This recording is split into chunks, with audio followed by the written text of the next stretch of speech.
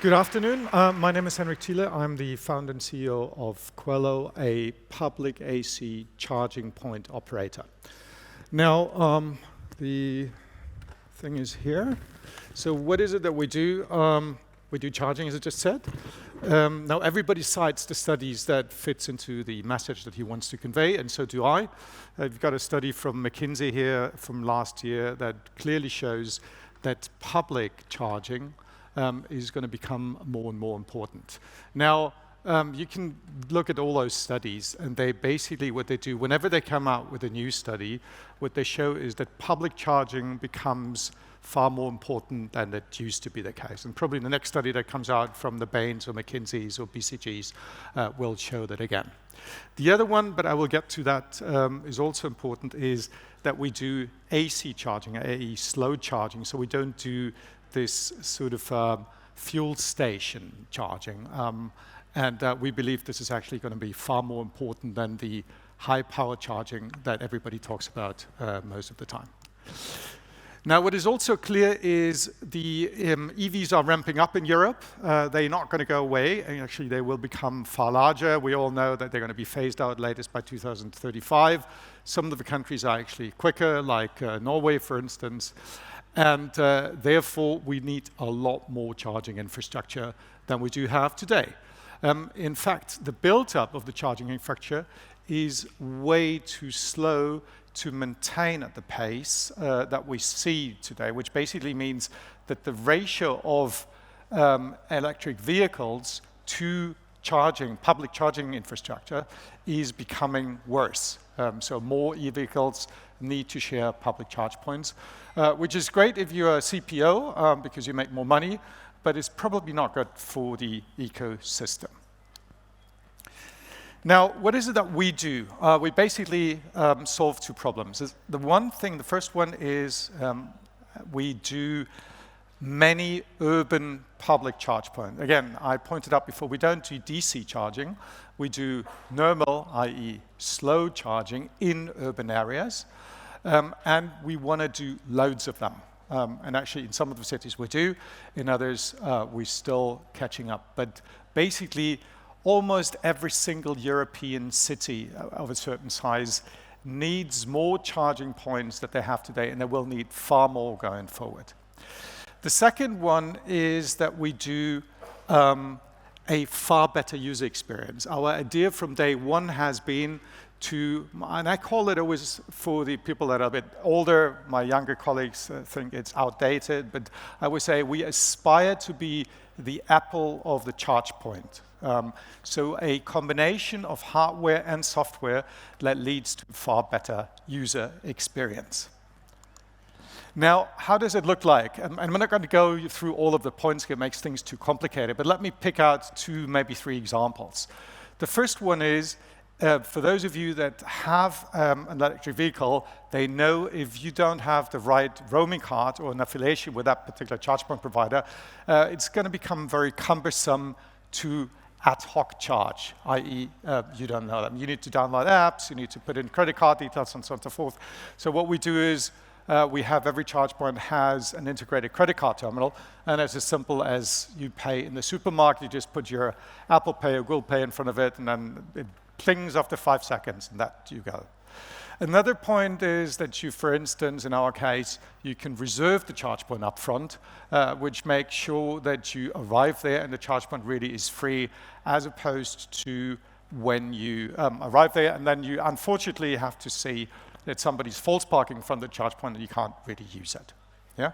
So there's a lot of things that we've worked on quite substantially in order to generate a far better user experience than most other companies that I'm aware of, at least, would provide. Now, we do the whole bunch. So we really provide turnkey solutions. We talk to cities. We convince them to let us build up those charging points. Sometimes it's bilateral talks over a couple of months. Sometimes participating in a tender. It really depends from country to country. But in the end, what we do is we provide the full Monty, so to speak. So we finance that, we provide the service, we do the project management for the build-up, obviously, we do the maintenance and the operations. And obviously, we are the ultimate beneficiary of the money that we charge from our clients. Now, if there is one thing you should take away from my presentation today, it is that slide here. Basically, a lot of people think you can't make money when operating AC public charging points, and that is plain wrong. Now, the problem or the mistake that most of the companies out there do is they charge for the electricity only. But if you think about it, in a city, the scarce commodity is space. That's really microeconomics 101. Yeah? So if you want an efficient allocation, you need to charge for the scarce commodity, i.e. for the space. So this is why we typically take a far lower fee on the kilowatt hour, on the electricity, but on top of this, we charge something that we call an infrastructure usage fee. And the difference between that really makes a charge point profitable or not. Why is that? Because in an environment where space is scarce, a charge point that only charges for electricity, for a fully charged electric vehicle, a charge point turns into free parking space, and that's what you don't want, at least as a charge point operator.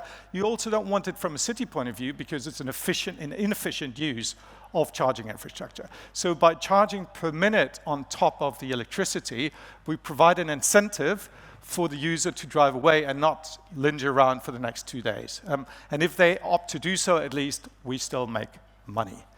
Now, I'm not going to run you through all the details, but this is really the major difference between us and most of the other companies that I'm aware of. And now there's a couple of companies that have started to do something similar, and they probably will all eventually converge to that, but that really makes the difference in profitability. Now, where do we stand today? We have around 1,000 poles online right now. They are reasonably profitable on a unit economics. Since we have developed the technology ourselves, we're still not profitable, but we expect to do so on an EBITDA basis by 2026 latest. We are the only, as far as I know, pan-European charge point operator. So while our headquarters is in Munich, we have a number of local country subsidiaries, because we don't believe that out of Munich we know how the French or the Swedish market works. So we have a Swedish organization and a French organization. We also have a joint venture with a Acciona Energía, which is a large Spanish sustainable energy producer and distributor, and a number of other country subsidiaries where we operate right now. Last one, the team. We have probably more than 100 years of experience on our belt, so pretty old chaps here. I have worked both in a corporate environment, working with governmental organizations, and I've also founded 2 other companies prior to that one. First one was, how do they call it these days, a great learning experience, which basically means that it utterly failed. And the second one was actually quite successful and still is. So we believe we have the right skill mix in order to go ahead and really build something big here. What is the vision?